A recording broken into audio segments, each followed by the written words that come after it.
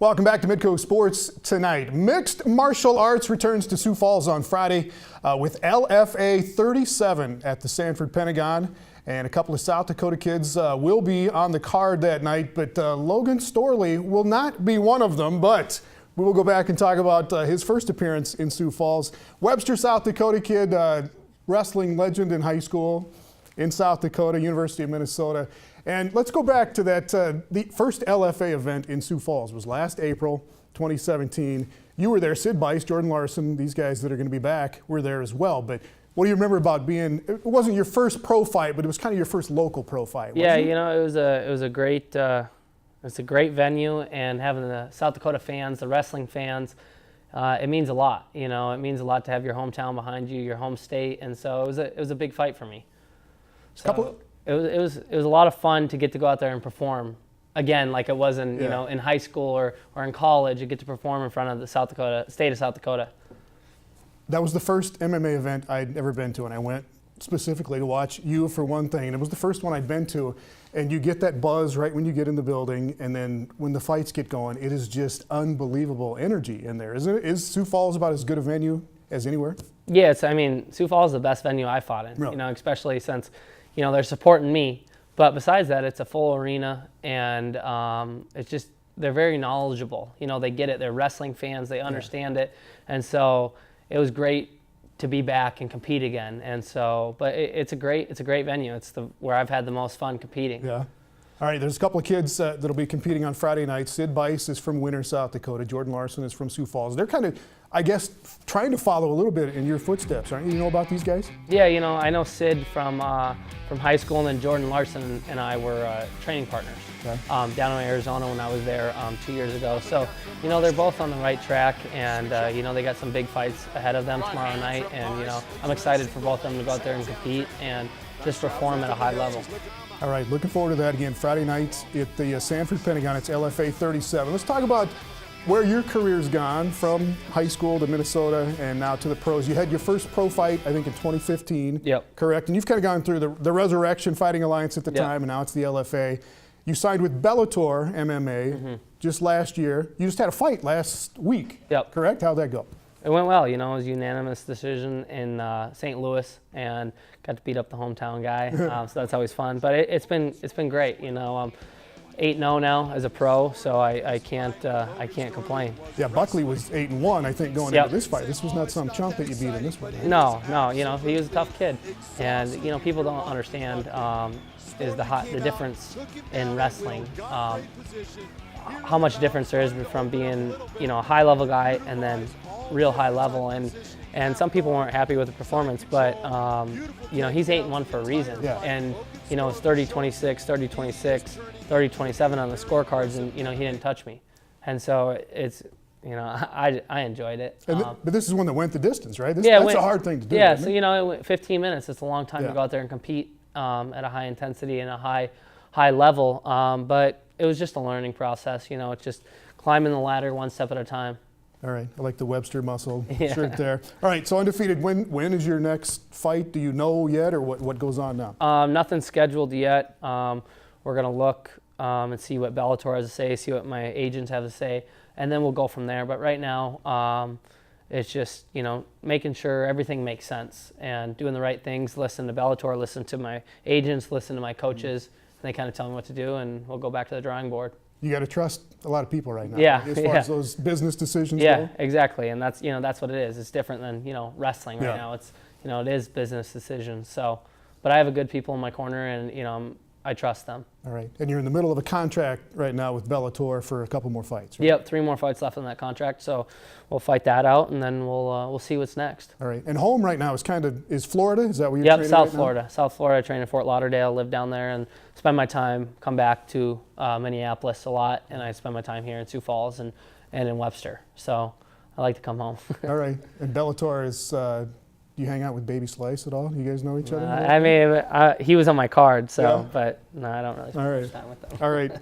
All right, Webster. We talked about that. 6-time state champion at Webster, 262 wins against 3 losses in your high school career, and you remember the 3 losses. We talked about that a little bit. But you had actually started amateur fighting, amateur MMA, while you were in high school? Yeah, I had 3 amateur fights in high school. I had one my junior year, and then I had 2 my senior year, the summer of my senior year. And so I knew I wanted to fight, but I had to go take care of things in college first. I had to go get my degree, and I had to go to the University of Minnesota and become a 4-time All-American and try to accomplish my goals, become a 4-time national champ. And I had to take care of that first. And then as soon as it was done, I signed with Dave Martin out of Sioux Falls, and so that's kind of what I've been doing since then. Yeah, you got the 4-time All-American thing. Yeah. Got that ticked off, huh? Yeah. You wrestled, I think, at 174 at the University of Minnesota. You're at 170 now. I mean, are you just at ideal weight right now to, it's to great. be a fighter? Yeah, it's great. I can't complain. My weight cut's pretty easy. And, in MMA, you see some guys struggling to make weight. And, I don't have a problem with that. I've been used to making weight since I was 5 years old wrestling. So I've been doing it for the last 20 years. Yeah. So you get a system down. And in wrestling, you don't miss weight. And so in MMA, some guys are missing weight now. And it's, that's been in, since I was 5 years old, you don't miss weight. Yeah. And so we have a good system, and there's a lot of science that goes into it for an 8-week training camp and to make weight and do things right. And so some people kind of are doing it the wrong way right now in the sport of MMA. MMA, I've heard you talk about this. Is it in some ways easier on your body right now as an MMA fighter than it was when you were a collegiate wrestler? Yeah. Really? I mean, for me, I went back, I always go back 2 to 3 weeks before I started training camp, and I trained at the University of Minnesota. And after those 2 weeks, I hurt. I hurt a lot. It's a lot. Yeah. And when I get into a training camp, it's not as hard. An MMA training camp is not as hard as a 5-month grind of a college season, because I'm traveling every weekend. I have school. I'm trying to have a life. Yeah. And I'm making weight. I'm wrestling 40 matches in a year. I'm making weight sometimes on Friday night, and then I'm wrestling on a Sunday. And people don't realize how hard a college, especially a Big Ten schedule, is one of the hardest things to do in the world. I mean, and there's no break. There is no downtime. And so that's you get an injury and you sit out for one match. You're in the next match. So it taught me a lot about just being tough. And so for now, I only have to compete 3 to 5 times a year. That's pretty easy compared to competing 40 times a year. All right. So. It sounds odd, but yeah. I guess I'll buy that. You are tied to Brock Lesnar for obvious reasons from Webster, South Dakota, and the University of Minnesota, and MMA. And I know you kind of want to distance yourself a little bit by that, but have you ever gotten any good advice from Brock Lesnar about how your career should go? Yeah, Brock's been great. He helped me a lot in high school, being around him, seeing his training camps, getting ready for world title fights in the UFC. And so he's been great. I see him, once a year, and we'll talk. But he's doing his own thing. I'm doing my own thing. But I'm proud to say that we come from the same hometown, have the same high school wrestling coach in John Sheely, and so it's very cool to see from a small town of 1,800 people in northeast South Dakota, where it's cold winters, and there's not much up there besides hunting and fishing.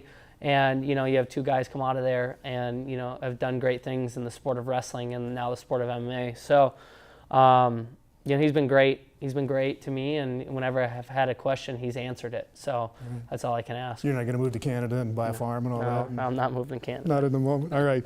And just as we wrap up on where you're at right now, you're in the middle of this Bellator contract. You started LFA, Bellator, to UFC, become a champion in Bellator, and then moved to UFC. Is that kind of the progression, so to speak? It all depends. Some guys look at going to the UFC between Bellator, and it just kind of depends on how your contract is and what makes more sense business-wise. Yeah. And so, and that's what it really comes down to, is at the end of the day, the welterweight division in Bellator is tougher than the UFC welterweight division, and the champ at 170 right now in Bellator beat the UFC champ. So to me, it doesn't really matter. Whatever makes sense business-wise is what makes sense. But I want to compete at a high level, and I'm at a high level right now. And if there's someone over in the UFC that I think that is the top guy, I'm going to be ready to go over and take that guy out, because that's just what it's about. It's what it's been about. Wrestling is getting to that high level and competing against the best guys in the world.